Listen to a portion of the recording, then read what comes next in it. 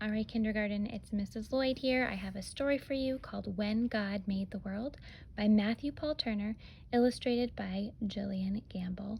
And there's beautiful pictures in this book, so as you listen, think about the things that God made that you love. In the very beginning, before anything was, before God started doing what it is God does, when all that existed was wide open space, God imagined a universe and began to create. God hung trillions of lights, stars big and stars bright. God turned the dark sky into a glorious sight. God put planets in places with moons in some cases and galaxies that reached the outermost spaces. God made comets that fly with tails through the sky and asteroids and meteors that sometimes zoom by. And with cosmic explosions, God set space in motion, causing planets to orbit their suns with devotion. And somewhere, amid all the swirling light, inside a cluster of milky white, among stars and planets and cosmic dust, God made a place for the story of us. 'Cause when God made the world, God displayed heaven's glory, for you and for me and for all the world's stories. Our planet God made a blue and green sphere and designed it to orbit the sun once a year. God made daytime and nighttime, climates and seasons, and all kinds of weather that varies by region. God made continents and oceans, islands and seas, a north and a south pole that God put in deep freeze. God carved rivers and brooks, mountains and caves. He made beaches with sand and huge crashing waves. God made tropics and plateaus, glaciers and meadows, marshes and tundras and erupting volcanoes.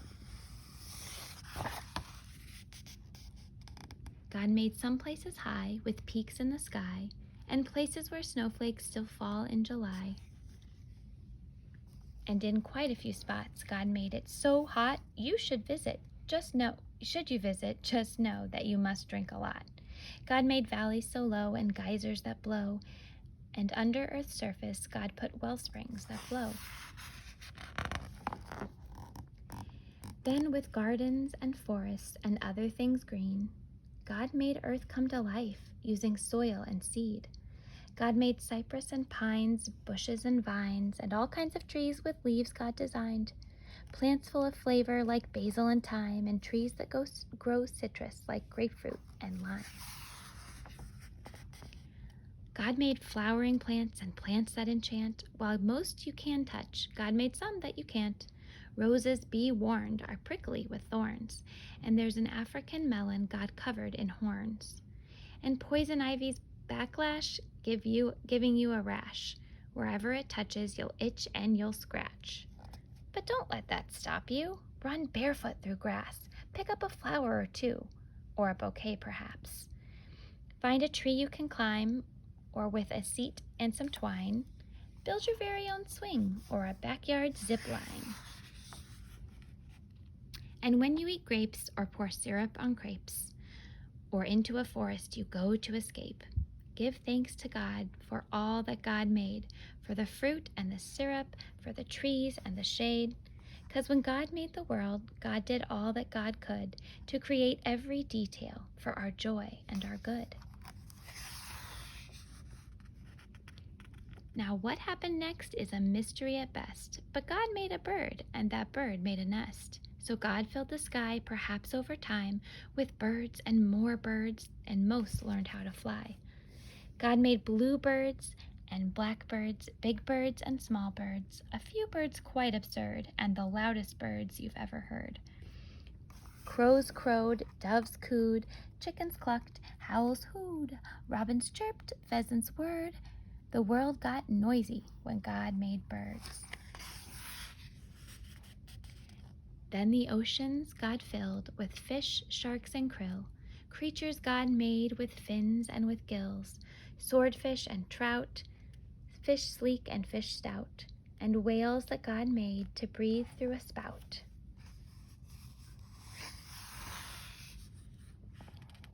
God made sea rays and eels, fish red, yellow, or teal, and some fish so odd that they hardly look real, like a fish that has fangs or a monster-like face, or a fish that flies or makes its body inflate.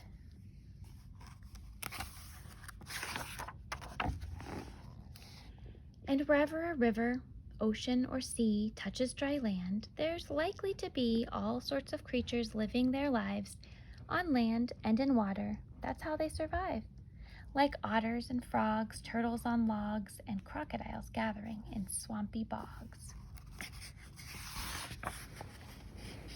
And then God made cows, horses, and goats, and God made gibbons with inflatable throats. God planned lions to roar and tigers to pounce, and kangaroos, God thought, let's make you bounce. God made bears to crawl, moles to plow, and under full moons, coyotes to howl. Donkeys brayed, giraffes bleated, jaguars prayed, rhinos stampeded, bunnies hopped, beavers chopped, and in muddy pools, hippos plopped.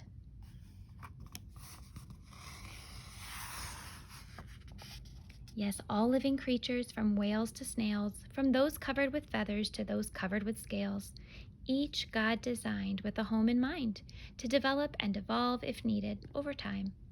Because when God made the world, every creature on earth became part of life's circle, having value and worth. And God made people, people like you and me, people with souls, people with stories, a global family tree. God made us all flesh and bone, covered in skin, and God made all our bodies to have hearts beating within. God gave us bellies and legs, fingers and toes, and fashioned our faces with eyes, mouth, and nose.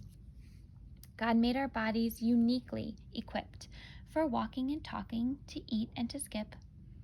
God wired our brains to feel love and feel pain, to process and learn, to read and retain.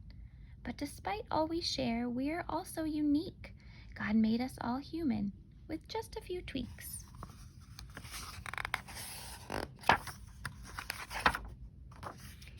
Each of our faces, bodies, and traits, our skin tones, our features, God did create. God made some people shy and some people loud, and some who thrive in the midst of a crowd.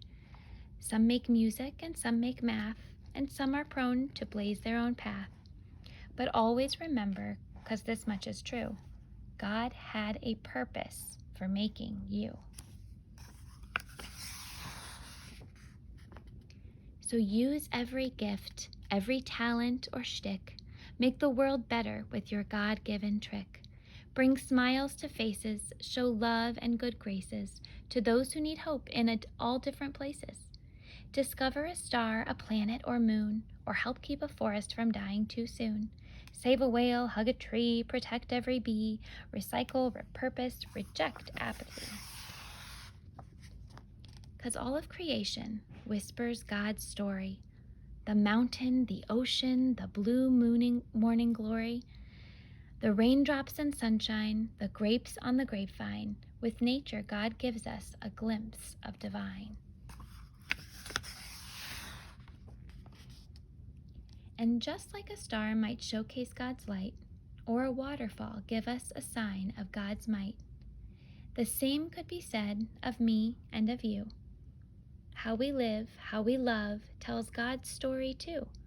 'Cause when God made the world and the world started spinning, the story God wrote was just a beginning. The end. So remember, you're part of God's story and you have a special purpose. And I'm wondering, of all those cool things in the book that God created, what's your favorite? You can draw me a picture of it and write a little bit about what you drew. Have a good day.